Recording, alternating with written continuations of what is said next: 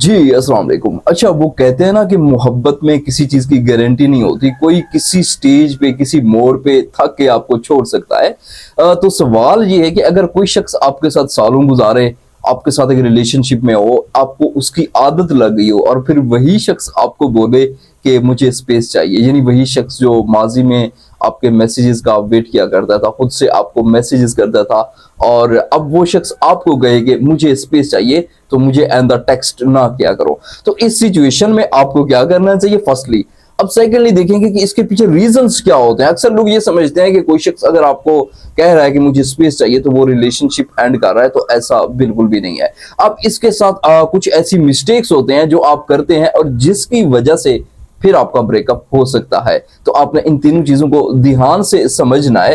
तो ये ज्यादा कोई परेशान कुन बात नहीं है, कोई इतना बड़ा रेड फ्लैग नहीं है कि कोई शख्स अगर आपको ये कहता है कि मुझे स्पेस चाहिए। देखिए, फर्स्ट नंबर पे सवाल उसकी तरफ आते हैं, रीजंस, कि कोई शख्स आपसे स्पेस क्यों चाहता है। यानी एक शख्स जो माजी में आपसे घंटों बात करता था, और मुझे अक्सर लोग बताते हैं कि हम बात करते हुए सो जाते थे और कॉल्स पे बात करते हुए नाइट में, और फिर वही शख्स क्यों कहता है आपको कि मुझे स्पेस चाहिए।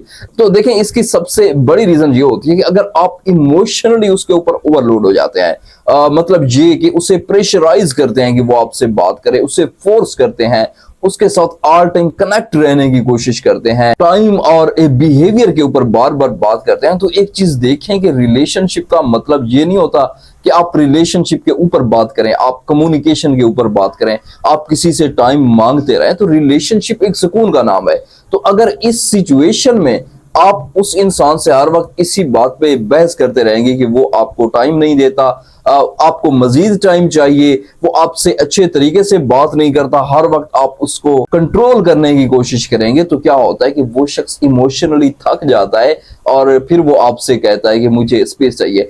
अब दूसरी रीजंस की तरफ आते हैं। देखिए, दूसरी रीजन ये है कि कभी कभी इंसान की अपनी जिंदगी में भी स्पेस चाहिए होती है। कभी कभी इंसान खुद भी अपनी जिंदगी से थक जाता है।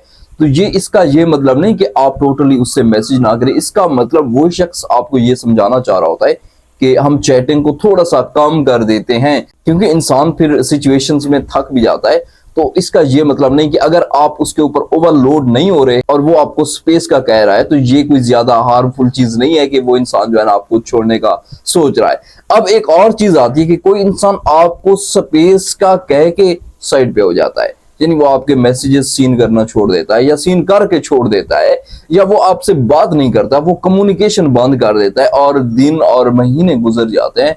तो ये फिर रेड फ्लैग होता है कि वो इंसान आपको छोड़ना चाहता है। बेसिकली तो वो इंसान फिर आपको छोड़ चुका होता है। तो अब इस सिचुएशन में तो आप जो है ना मुकम्मल तौर पर नो कांटेक्ट रूल में रह सकते हैं या उसके पीछे नहीं जा सकते। लेकिन एक सिचुएशन की अगर आप उसके ऊपर इमोशनली ओवरलोड हो चुके हैं तो इसका मतलब यह है कि आपका इमेज जो है ना उसके सामने खराब हो चुका है। अब अक्सर लोग पूछते हैं कि एक इंसान जो माजी में आपसे घंटों बात करता था अब क्यों चेंज हो गया है। तो बेसिकली आपका इमेज चेंज हो जाता है। आप फिर आईना मत तोड़ें, अपना थोड़ा सा इमेज बदलें। तो अब आगे एक दो चीजें हैं कि जो आप मिस्टेक्स करते हैं बेसिकली।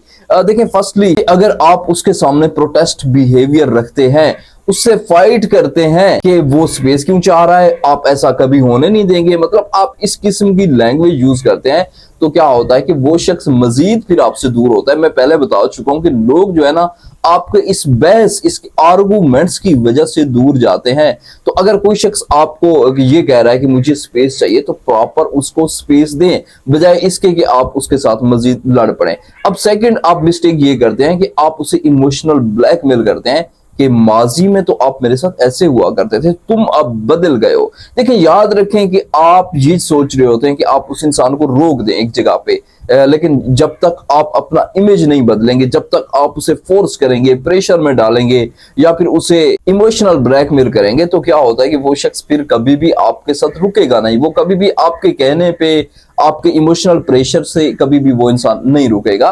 तो आप चीजों को समझें कि आपने करना क्या है। देखें, कोई इंसान आपसे थक चुका है तो आपको कोई जरूरत नहीं कि आप उसे चेंज करने की कोशिश करें। इसके लिए ये जरूरी है कि आप अपना इमेज बदलें।